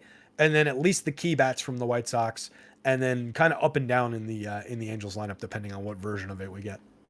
I saw a stat earlier. It was something like the Angels outscored the Rockies 32-15 or whatever it was, and lost the series. And I was like, that's the most Angels stat of all time. That 25-run game was insane. Bananas. It's tough. All right, yeah, I don't think I really have any hot takes about that. I'm with you on all 4 sides here. I'm curious to see if there's any curveballs in these confirmed lineups. I always expect random Ohtani day offs, but they like never happen. That man plays. But yeah, I'm with you on all of that. It's when he talks the most. That's when he goes for a buddy. Yeah. All right, last game on the docket. Mariners hosting the Nationals. I'll get that open on the screen. Trevor Williams taking on Luis Castillo. Trevor Williams offense, the Nats have a 3.2 run total. Mariners a 5.1 run total. And the Mariners were one of the teams picking up some steam here. Trevor Williams pitching to a 5.23 expected ERA, 1.37 whip, and almost 12% barrel rate. All that is not what you want. And why can't I quit you? The Mariners, man. I can't quit them. And here we are again. Hello, darkness, my old friend. And not only do they look great, they're picking up ownership as well. So I will be darned if I let Chalk Mariners kill me tonight. But man, oh man, have they burned me this season. Luis Castillo, though, 28.6% K rate on the season, a 3.8 expected ERA. Nationals are that scrappy team. Nationals, D-backs, but especially the Nationals. It feels like once or twice a week, the Nats, they just have this perception that they suck. And don't get me wrong, they do suck. It's just they suck without striking out. Kind of like Guardians-esque. Marlins used to be that way a couple years back. And in this projected lineup, I've got Luis Garcia, Corey Dickerson, Kybert Ruiz, Dom Smith, C.J. Abrams. All these guys striking out like an aggregate 16% against righties. So it's not a blow-me-away strikeout opportunity for them. And I think because Spencer Strider's on the slate, that's keeping Castillo from being super high owned. Because I do think this would be that quote-unquote trap spot any other day that didn't have Strider. Castillo coming in at 26% owned, holding hands with a lot of the aforementioned guys. It's just a weird spot whenever pitchers go against the Nats, because I don't expect them to extract the super high K rates, but inversely maybe they go a little bit deeper because the team is just not that good. How do you expect to play Castillo here? Basically being a quarter owned against this Nats team, or are you doing anything different as one of the actual guys, just talent alone, that could drop you a 30 plus? Yeah, I'm going to get aggressive with Castillo here. 11,000, 10-6. The prices are right. They're cheaper than Strider. It's a great matchup. I know the Nats don't strike out much, but I always like to remember that when we look at those average strikeout rates, there's a lot of matchups against average pitchers in there. A guy like Castillo, I have ultimate faith in his abilities, his talents on the mound, being able to overcome the good strikeout rate of, let's say, a Luis Garcia, a Joey Meneses, a Dominic Smith. I'm not really worried matchup-wise. I think he'll find his 7-8 strikeouts perfectly fine here. Not going to sweat anything that's gone on with the pitcher. A little bit of premium contact, 10.4% barrels, 44.6% hard hits, 90.2 miles an hour average exit velo, 3.12 on the home runs. Big spot for Castillo here. I'm not worried about him. I'll have a ton. And I'm not really going to hedge too much of it off with Nationals. Maybe a few shares. I grab more Nationals hedge stacks when they're facing a lefty than when they're up against a righty. Just not a lot of production for them against righties. Candelario's gotten most of his numbers against righties this year, not lefties. But a lot of their production comes against left-handed pitching, not righties. So big time enthusiasm about Castillo. Definitely going to grab some Mariners bats on the other end. But if they're super, super popular, I'll probably be below the field. No interest in Trevor Williams. Yeah, pretty much the same here. Okay, so let me look at these pitcher ownerships. I'll throw some names out. Of all the let's say, I don't say obvious, of all the names that don't make sense to play tonight that would have a good game: Cole Irvin, Matt Boyd, Trevor Williams. For me, Irvin, Matt Boyd, and Trevor Williams. Yeah. And I guess Brandon Williamson, Colin Ray in that list as well. Trevor Williams coming in at 2.7% owned. Man, the Mariners strike out so much. 5,800. Could he accidentally get his 14 fantasy points as an SP2? That's my brain is just like, I think I might take a dab of Trevor Williams. It's not a talent thing. It's a Mariners might accidentally strike out because they've been burning me as it is. But I mean, I might want some bats at 5,800. You look at Trevor Williams, just results. Atlanta, 18.5 fantasy points. St. Louis, 22.5. So it's not outside of the range of outcomes for Trevor Williams. And when we talk about guys who are, low end league average or below, in his case this year, below league average starters, roughly league average each of the last 2 years in moderate samples, 90-ish inning samples each of the last two.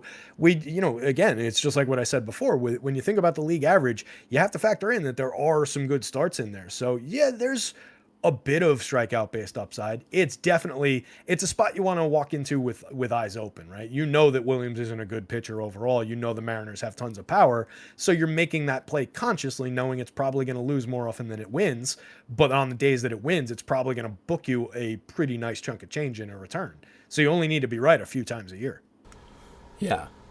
This projected lane, Teo, Kelnick, Suarez, Cal Raleigh, Mike Ford, that's like an aggregate 30% K rate against righties, man. I think I might sprinkle some Williams on DraftKings back pocket. I'd rather do that. Even if Williams was the higher priced of the two, I'd rather do that than take shares of Boyd, who has a higher current year strikeout rate against the Rangers.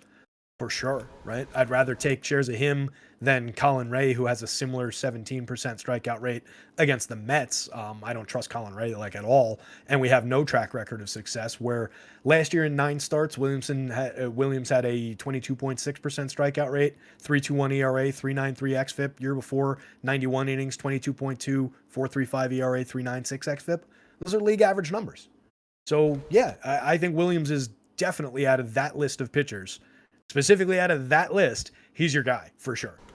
More so than Williamson, Irvin, Ray, or Boyd. And he's in that list. And the only reason I went to that list because those are the only guys not at 25%.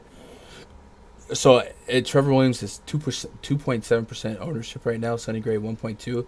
I think those are the two that I might sprinkle in just to differentiate my lineups a little bit. But man, I might really get in trouble with Trevor Williams now that I'm speaking out loud. One way or the other, I'll certainly be on both sides. And, inversely, we can neutralize these high K rates with a pitcher that doesn't normally strike out at such a high clip. But he does strike out righties at 23% so far this season. So there's something there. There's something there, and I'm going to take some shots on it. But just thought I'd mention that to the contrarian pitcher guy. I think it's workable. So that lineup that I was trying to build with all those expensive Rangers and Strider ended up being Strider with Detmers, Mitch Garver, Ramon Urias, Semien, Young, Westberg, McKenna, Hicks, and Garcia. I don't love it, but it's playable. It missed the mark on being able to get both Semien and Seager in there because we needed Westberg, but we get Garcia and Young. It's a playable lineup. I don't love it. Chat, someone take that lineup and play Williams over Detmers. That's all right. Let's make that argument. Let's say you make that decision. That's going to buy you a lot. Let's see, Williams. There, you slot him back in. That gives me an extra $1,500 to play with at worst, so I could turn probably McKenna into something, into maybe a fifth Rangers bat. There you go. Willie Treadwell with the sub. Thank you for the sub, brother. Hope you're doing all right. Shout out to you. Oh, that's your change, dude. That's your change. That turns McKenna. Oh no, you roboted on the reveal. And now you get. You got to know. Just to talk it through, it was it got you from McKenna to Ezekiel Duran. So now you got a 5-man Texas instead of going 4-4. Gotcha. Get 200 on the table. Get caught up on chat. Chat, if you got anything else to wrap up, throw them at me and Terry. A reminder, Terry has free content, free 99, rotoscouts.com, ridiculously long articles every day. Put it on your, I don't know where you would consume articles, but do they still do iPads? I don't know. Fire. People's phones. I mean, look at right on after me, and a lot of times I don't stream, and he's just there anyway. So you can double dip for some analysis, and he's chat interactive, man. He throws some questions in chat and come at you a lot like I do. So check that out. And then of course I'll be in the Run DFS Premium Discord here in a little bit. But if you guys got any wrap up questions, comments, concerns, game theory, stuff like that, throw them at us. Brandon Wagner says, "What's up, Gunn and Terry? Haven't seen Terry in a while. Guessing you're not with Stochastic anymore." That is correct. Yeah. It's they officially cut the final thread that was tying us all together. So still love those guys. Enthusiastic about them. They're getting great content and whatnot, but won't be doing anything over there anymore. So out on my own now. Me and Gunn partnering up and doing some stuff together here. But Roto Scouts is all me. I encourage everybody to check it out. Come hang out into the Discord too. It's all free. I'm in there a lot answering questions into the night, early in the mornings. I do sleep, but I don't know when. Yeah, me either. I've been up since 1 a.m., I think. My sleep's all over the place. What's up, Boosted? Both gone in and out. Yeah, you would. Brandon says I was top 10 in the $15 and $4 late yesterday. So close. Ended up 26th in the 15 and the 18th in the $4. Can't go broke making a profit, but yeah, it sucks being so close. So close. I remember one night you hit. I think you hit it for 50K, and I was like a home run behind you, and I didn't know how to feel. I was like, I don't know what I want. I mean, I guess I knew what I want, but fudge, I was rooting for you at the same time, and you binked it, so it worked out. The team doing well and everything, but yeah, if I could sacrifice your lineups to put myself in that spot. I wouldn't blame you for feeling that way as well. So I get you. Oh, that's great. What up, Eric McQuarrie? Jimmy says 60. Did we get to 60 likes? Almost. You guys, 2 clicks. Hit that like button. Twitter.com/Gundeck for me, and then Twitter.com. It's just been jumbly. What's going on? Yeah, I don't know. Nah, Chuck, I still got love from him. Don't get me fired. Hold up. I guess that's it. All right, we'll get out of here. So you'll likely be back on the airwaves tomorrow and all that stuff. So daily content, check that out, and then hopefully we get another co-stream sooner than later. And it's a lot of fun. These are always fun. 6 games. We literally went almost 2 hours. It's 101 degrees right now. I want to die. Yeah. What else? What better thing to do than sit in the AC and talk about baseball? Gotta love it. Oh, man, get out of here, Chad. I appreciate you guys hanging out with me as always. Tell somebody out there you love them. Hope you crush it tonight. Twitter.com/Gundecker. You got anything else for me? Good luck. God bless. Go win somebody. Go get him, gang. Man, my poor voice. I don't know if I'm going to be able to film these segments tonight. Yeah, dude, you powered through, but you might have cost yourself that ability to shout later on. I'm going to tell him, pay me more.